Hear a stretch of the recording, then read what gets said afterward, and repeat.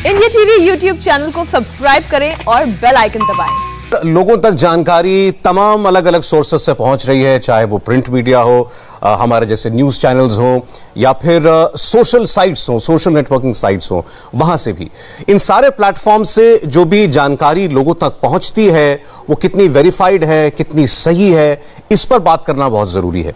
और ऐसे ही एक शख्स हैं जो इस वक्त सोशल मीडिया के जरिए खास तौर पर पूरी दुनिया में छाए हुए हैं। खास भारत में बहुत से लोग उनको फॉलो करते हैं। वो जो कोरोना के बारे में जानकारियां देते हैं उनको अपने जीवन में अपनाने की कोशिश करते हैं। तो आइए अब हम आपकी बात कराने जा रहे हैं दुनिया के सबसे चर्चित कोरोना एक्सपर्ट कहें, मेडिकल एक्सपर्ट कहें, आज के जमाने के डॉक्टर फहीम यूनुस, जो कि संक्रामक रोग डिपार्टमेंट के हेड हैं मेरीलैंड यूनिवर्सिटी अमेरिका के। डॉक्टर फहीम, आपका बहुत बहुत स्वागत है इंडिया टीवी पर। शुक्रिया सौरभ, बहुत शुक्रिया। मुझे नहीं पता कि आपको यह अंदाजा है कि नहीं कि यहां पर लोग आपको किस कदर आपकी बातों को सुनते हैं, पढ़ते हैं और आप जो बताते हैं उससे उसको फॉलो करते हैं बहुत सारे लोग। तो मैं सबसे पहले जानना चाहता हूं, आपने ये कब से शुरू किया कि आप दुनिया तक वो छोटी छोटी बातें पहुंचाएं जो कोरोना के जमाने में जाननी जरूरी है? जी, पिछले मार्च में 2020 के मार्च में जब ये पैंडेमिक शुरू हुई तो मुझे इतने टेक्स्ट्स और फोन कॉल्स आ रहे थे मेरे दोस्तों के, मेरे रिश्तेदारों के, पूरी दुनिया से। और मेरा काम इतना बिजी था हॉस्पिटल में, बिकॉज हमारे लिए भी ये एक नया इन्फेक्शन था, कि मेरे पास बिल्कुल वक्त नहीं था कि मैं अपने रिश्तेदारों को, अपने दोस्तों को भी कुछ बता सकता। तो मेरी बेटी ने एक्चुअली मुझे सजेस्ट किया कि आप ट्विटर पे अगर इनके जवाब दे दें तो वो सब लोग एक जगह से पढ़ लेंगे।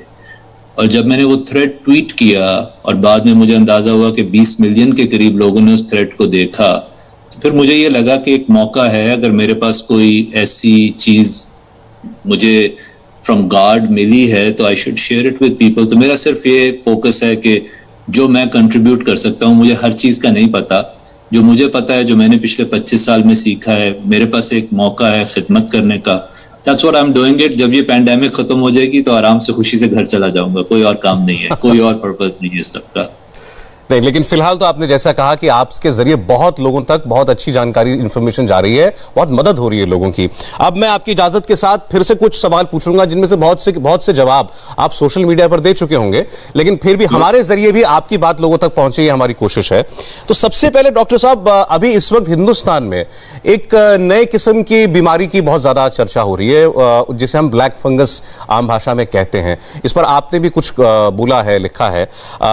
इसके बारे में जरा हमको बताइए कि अचानक से ब्लैक फंगस क्यों आ गया, कहां से आ गया?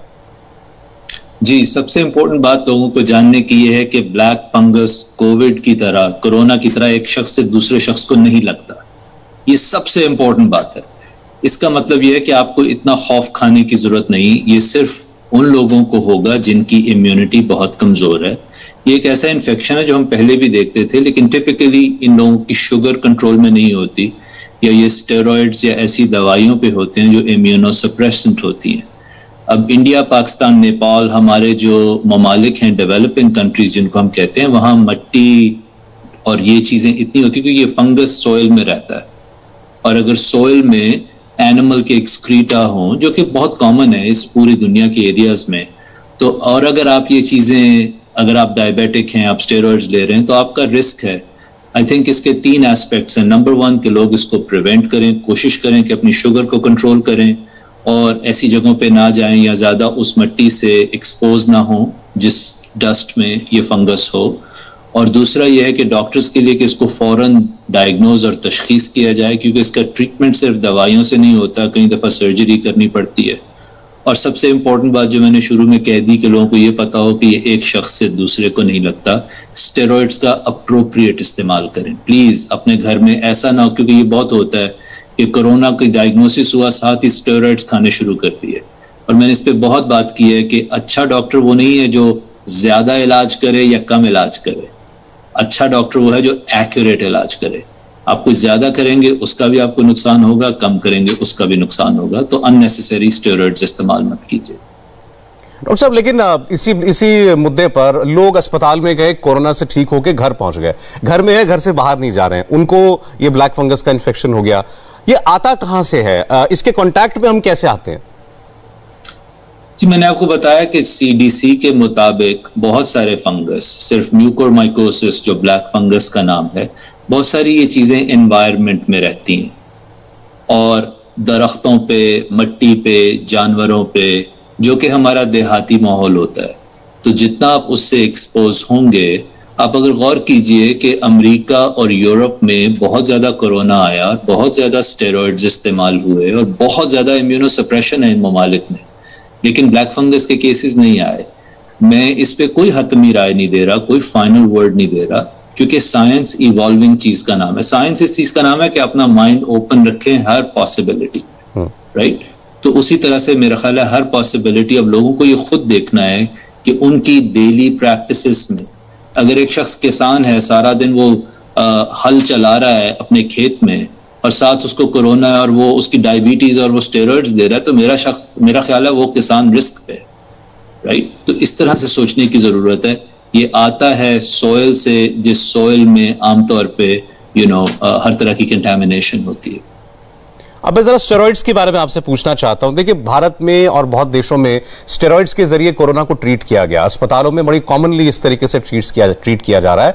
बल्कि यहां तो हालत ये थी कि लोग घरों में, जो लोग होम आइसोलेशन में हैं, वो घरों में न जाने कहां से स्टेरॉइड्स लेकर के और किसी डॉक्टर से पूछ करके या कुछ लोग बगैर पूछे अपने घरों में भी स्टेरॉइड्स ले रहे थे और अपने रिश्तेदारों को दे रहे थे। तो स्टेरॉइड है क्या? ये हमारे फायदे की चीज है, नुकसान की चीज है? इसका इस्तेमाल करें तो कैसे करें? हर चीज का फायदा और नुकसान है। इस हद तक कि खुराक, जो रोटी आप खाते हैं, जो फ्रूट्स आप खाते हैं, अगर आप बहुत ज्यादा खाना शुरू कर दें तो वो खुराक भी नुकसान का बायस बन जाएगी। सो असल चीज एतदाल और मिडिल ग्राउंड है। स्टेरॉइड्स की कई ऐसी इंडिकेशंस हैं क्योंकि ये इन्फ्लेमेशन को कम करते हैं जिस्म के अंदर। सादे अल्फाज में मैं आपको ये बता सकता हूँ। तो अगर जिस्म में इन्फ्लेमेशन ज्यादा हो, जो कि इस कोरोना वायरस और जो साइटोकाइन्स रिलीज होते हैं उनकी वजह से जो लंग्स में इन्फ्लेमेशन होती है, जिसको लोग निमोनिया का नाम भी देते हैं, अगर प्रॉपर टाइम पे स्टेरॉइड्स यूज किए जाएं उस मरीज में कि जिसको ऑक्सीजन की जरूरत है, जिसकी पल्स ऑक्स 94 से नीचे गिर चुकी है या जो वेंटिलेटर पे पहुंच चुका है, तो तहकीक के मुताबिक इस तरह के लोगों को स्टेरॉइड्स का फायदा होता है। अगर आपकी पल्स ऑक्स 92 से ऊपर है अभी और आप घर में इसका ट्रीटमेंट कर रहे हैं तो आपको नुकसान होगा इसका। स्टडीज में भी ये बात साबित है। तो ये बड़ी क्लियर लाइन है जिसको ड्रॉ करता हूं मैं कि 92 से अगर आपका पल्स ऑक्स ऊपर रहता है और आपको ऑक्सीजन की जरूरत नहीं, तो आपको ना स्टेरॉइड्स की जरूरत है, ना प्लाज्मा की जरूरत है, ना रेमडेसिविर की जरूरत है, ना आइवरमेक्टिन की जरूरत है। और ये है वो जो तहकीक कहती है। एक और इम्पोर्टेंट बात सौरभ, मैं इस चीज से बहुत इख्तलाफ रखता हूं जब लोग कहते हैं मैंने ये कहा, फलां डॉक्टर ने ये कहा। मैं इस वक्त बेंच पे रिसर्च नहीं कर रहा। मैं आपको कोई ऐसी चीज नहीं बता रहा जो मेरा ओपिनियन है। मैं सिर्फ वो लोगों को बता रहा हूं जो जर्नल्स में छप रहा है, जो बेस्ट टॉप हॉस्पिटल्स दुनिया के उनमें हो रहा है। और लोगों का ये ख्याल कि शायद हमारे इंडिया में या पाकिस्तान में या मेरे मुल्क में वायरस डिफरेंट है, ये बात दुरुस्त नहीं है। क्योंकि जब ऐसा होगा तो WHO इसीलिए बैठी है कि फिर वो उस चीज को इंडिकेट कर देगी। तो जब तक बड़ी बॉडीज इंडिकेट ना करें, मेरा ख्याल है हमें अपने ओपिनियन को सरेंडर करना चाहिए एविडेंस के सामने। जो साइंस है उसके पीछे चले। अच्छा डॉक्टर साहब, ये बताइए, जैसे चाहे ब्लैक फंगस हो या स्टेरॉइड्स का इस्तेमाल हो, हम देखते हैं डॉक्टर सबसे पहले कॉशन करते हैं उन लोगों को जो कि डायबिटिक हैं, जिनको हिंदी में हम कहते हैं मधुमेह की बीमारी है, शुगर है। क्या करे, क्या कोरिलेशन क्या है, क्या रिश्ता है शुगर का, डायबिटीज का और इन बीमारियों का? जी, डायबिटीज कंट्रोल एक्चुअली ये प्रूवन है कि अगर आप अपने ब्लड शुगर को अच्छा कंट्रोल करते हैं, यानी वो 180 मिलीग्राम से कम रहती है, तो आपकी मोर्टेलिटी, आपका कोरोना से मरने का इम्कान कम हो जाता है। सो ये बहुत इंपॉर्टेंट है कि लोग अपनी शुगर को कंट्रोल करें, ब्लैक फंगस हो या ना हो। ये तहकीक साबित कर चुकी है। अब उसी तरह से मोटापा है, उसी तरह से हाई ब्लड प्रेशर है, उसी तरह से कैंसर या बाकी ऐसी बीमारियां जिनसे इम्यूनिटी कम होती है, लेकिन उनको ओवरनाइट करेक्ट करना मुश्किल है। ओवरनाइट तो अब मैं अपना कैंसर को फिक्स नहीं कर सकता, लेकिन डायबिटीज एक ऐसी चीज है कि आप 3 दिन में इसका बेटर कंट्रोल कर सकते हैं। तो उस पर जरूर नजर रखनी चाहिए, क्योंकि अगेन सादा अल्फाज में जो शुगर है हमारे जिस्म में, जब उसकी ज्यादती है तो जो आपके बैक्टीरिया, वायरस, ये बिल्कुल मैं सादा अल्फाज में बात कर रहा हूँ, आप एसेंशियली अपने दुश्मन को खुराक दे रहे हैं। तो जितना ग्लूकोज ज्यादा है उतना आप एक तरह से अपने दुश्मन को खुराक दे रहे हैं, आप अपने दुश्मन को सप्लाई कर रहे हैं more fuel which you don't want to do. अब डॉक्टर साहब, आपने अब खुद अभी कई सारी थेरेपीज के और दवाइयों के नाम लिए, भारत में इनका इस्तेमाल हुआ। अब भारत में जो नई कोरोना के प्रोटोकॉल ट्रीटमेंट गाइडलाइंस जो आई हैं उसमें अब रेमडेसिविर भी नहीं है, उसमें प्लाज्मा थेरेपी भी नहीं है। हम एक इंजेक्शन का नाम सुनते थे टोसिलिजुमैब, बहुत लोगों ने ढूंढा अपनों के लिए, भारत में इसकी किल्लत भी हो गई थी। उसके बारे में भी कहा जा रहा है कि इसकी भी जरूरत नहीं है। लेकिन अभी तक तो हम इन्हीं से इलाज कर रहे थे, तो अब कोरोना का इलाज किन दवाओं से किया जाए?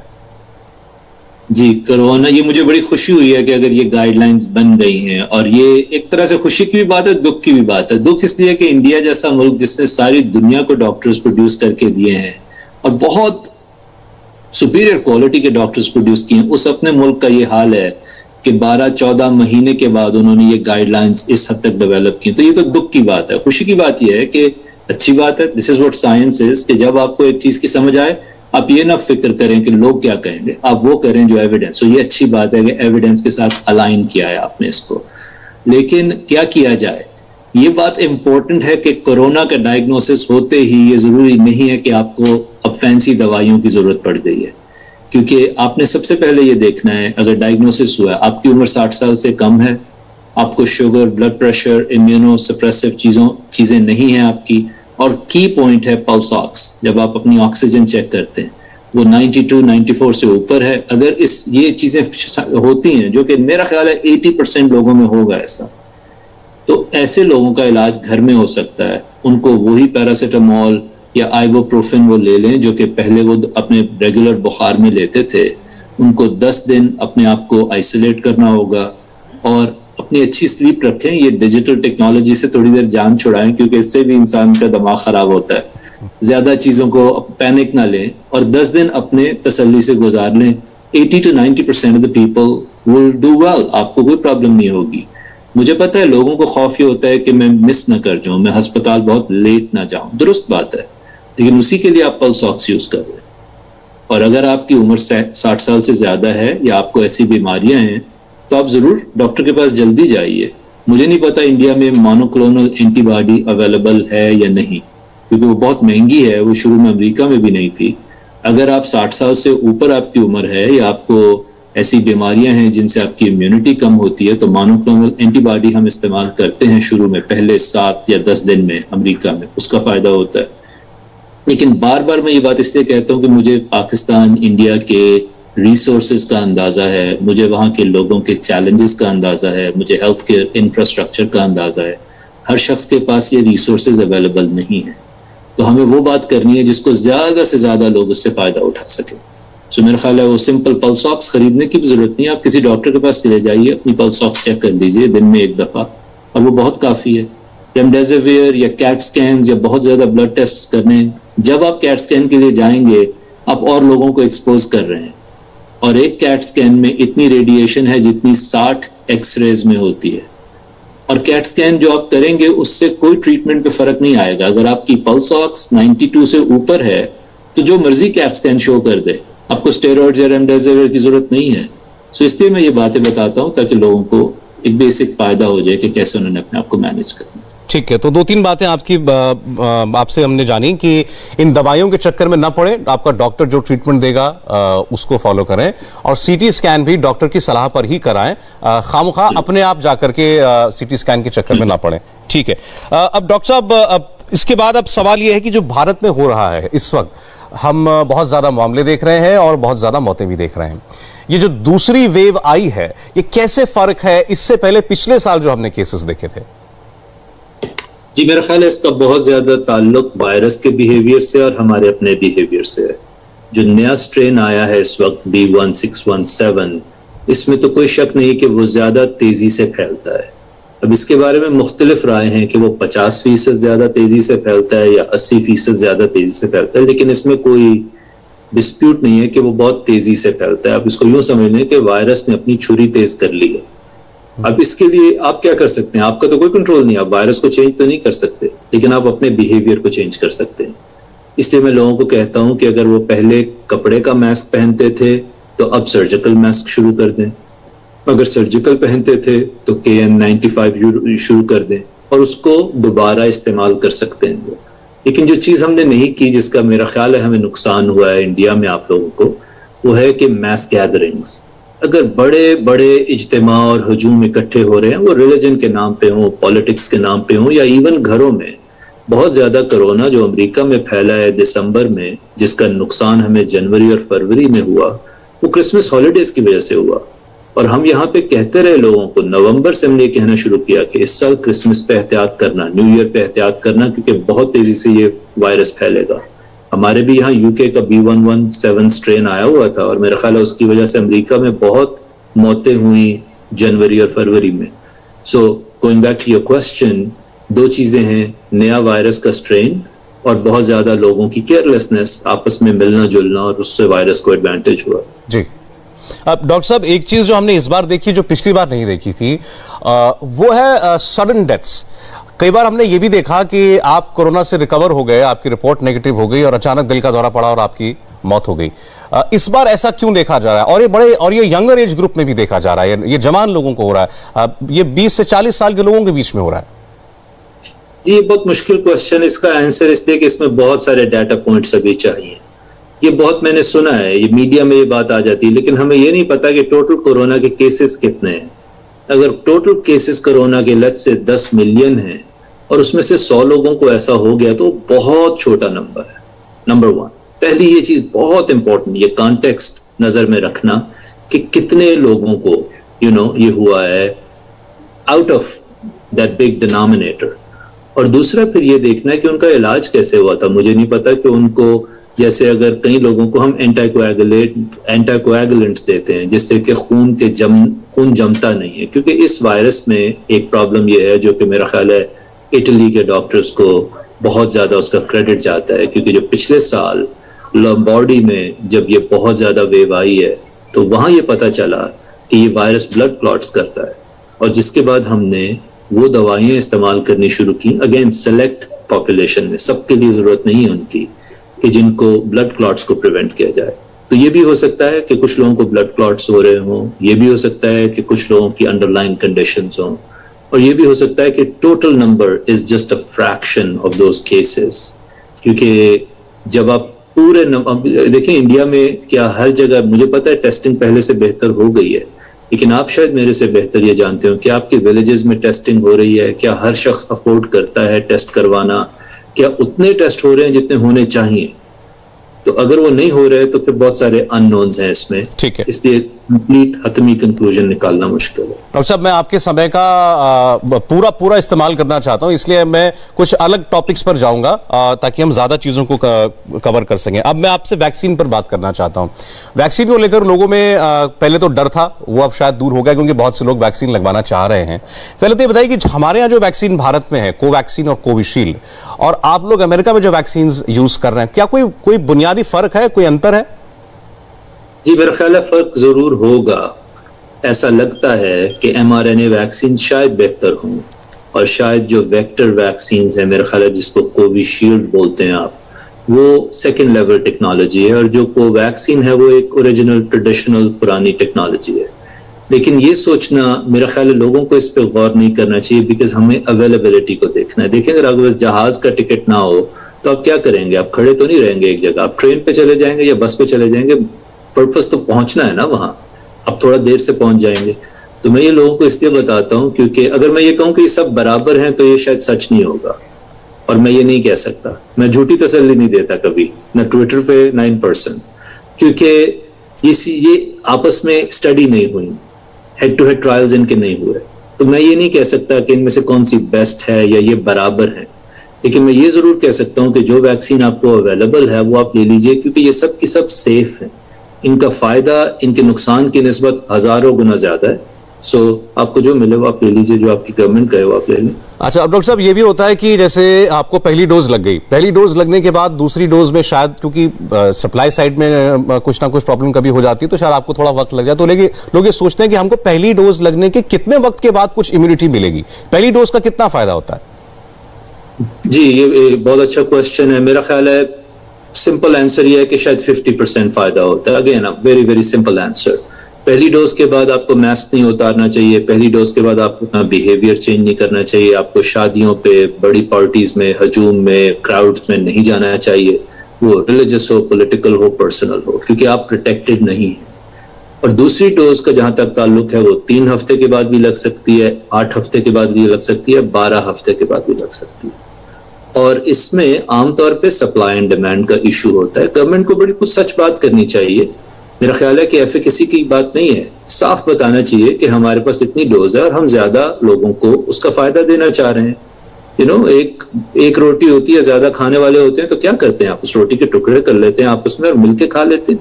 सो आई थिंक उसकी जो सेकेंड डोज के इंटरवल्स हैं दे आर परफेक्टली फाइन। 12 हफ्ते तक आप उसको वेट कर सकते हैं, लेकिन पहली डोज के बाद आप फुली प्रोटेक्टेड नहीं।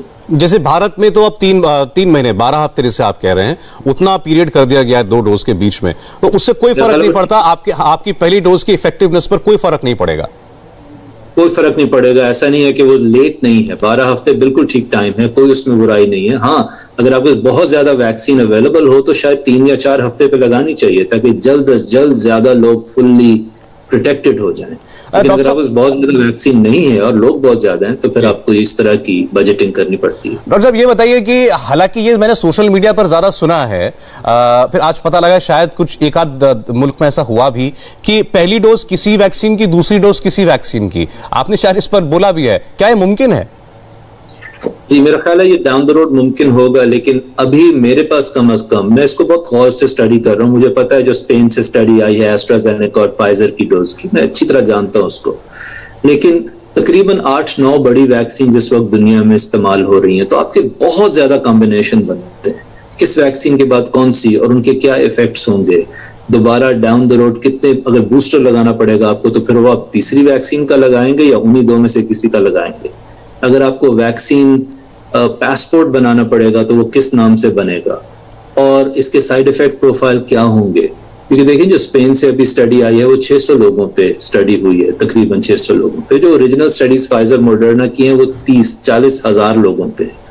तो मैं लोगों को न डराना चाहता हूँ इस पे कि इसका बहुत नुकसान है, ना मैं उनको एक प्री मैच्योर तसल्ली देना चाहता हूँ। मेरे ख्याल है इस पे बहुत स्टडीज हो रही हैं और मेरा दिल ये कहता है कि दिस विल बी हैपनिंग, ये पॉसिबल होगा, लेकिन we just want to wait ताकि हम इसको केयरफुली कर सकें और लोगों को बता सकें कि अगर इनमें से कोई एक कॉम्बिनेशन, क्योंकि बहुत सारे पॉसिबल कॉम्बिनेशंस, अगर कोई एक पॉसिबल कॉम्बिनेशन डेंजरस है तो मैं चाहूंगा कि लोगों को पता हो उसका, इससे पहले कि मैं ब्लैंकेट अप्रूवल सबको कहूं कि हाँ जो चाहे जो मर्जी मिले लगवा लो। हाँ, इस वक्त फाइजर और एस्ट्राजेनेका पे अब हमें थोड़ी रीअश्योरेंस है, लेकिन जहां तक मेरा ताल्लुक है, मेरा नहीं ख्याल कि वो इंडिया पे एप्लीकेबल होगी, क्योंकि आपके पास फाइजर और एस्ट्राजेनेका का इशू नहीं है, आपके पास इशू है कोविशील्ड और कोवैक्सीन के बाद कोई और लगवाने का, और उस पर अभी कोई स्टडी मैंने तो नहीं देखी।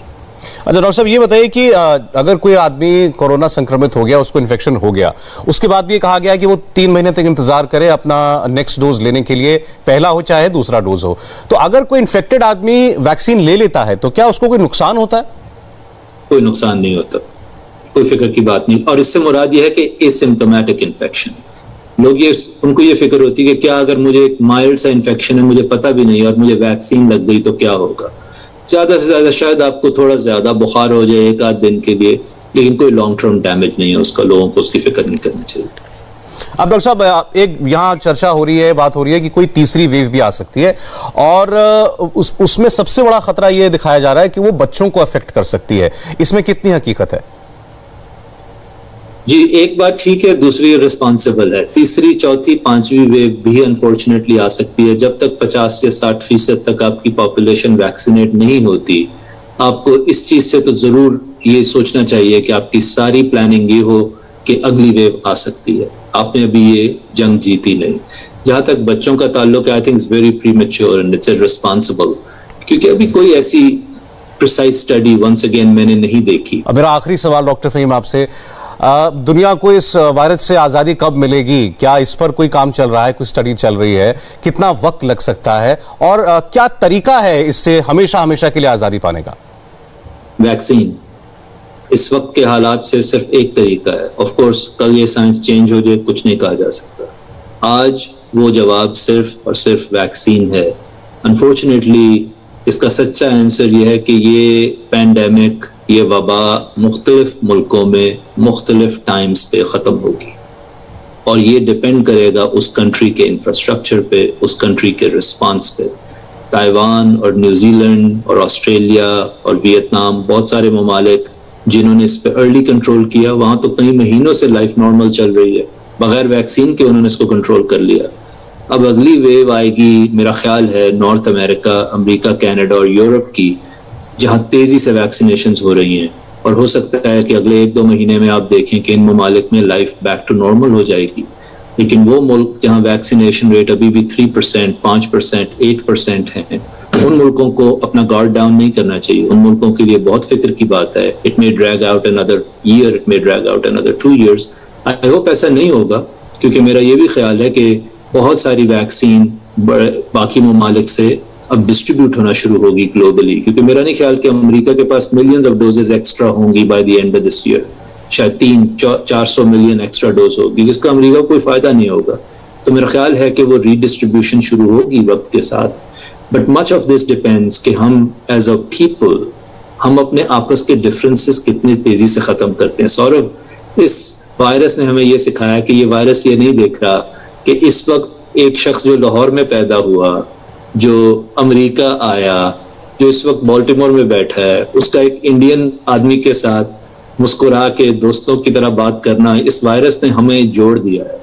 इसने हमें इंसानियत सिखाई है। इसने हमें ये सिखाया है कि वायरस तफरीक नहीं करेगा कि आप हिंदू हैं या मुसलमान हैं। जब हम ये बात समझ जाएंगे एज अ पीपल, तो हम इस वायरस का मुकाबला कर लेंगे। जब तक हम इसको नहीं समझेंगे, वायरस जीतता रहेगा। बहुत अच्छी बात आपने कही डॉक्टर साहब, और आपसे बात करके सबसे अच्छी बात ये लगी कि आप बहुत साफ साफ बात करते हैं, बड़ी क्लैरिटी के साथ, बड़ी साफ गोई से। ना आप किसी को झूठी तसल्ली देते हैं, ना आप किसी को खामखा पैनिक में डालते हैं, और आपके जरिए जो इन्फॉर्मेशन हमको मिल रही है, मुझे लगता है बड़ी प्रैक्टिकल नॉलेज है जो हर आदमी तक पहुंचेगी। और हो सकता है कुछ दिनों बाद फिर आपको हम परेशान करें, फिर आपसे बात करने के लिए रिक्वेस्ट करें। मुझे लगता है कि आप जरूर वक्त देंगे। बहुत बहुत धन्यवाद, बहुत बहुत शुक्रिया डॉक्टर फहीम यूनुस। बहुत शुक्रिया सौरभ, गुड लक।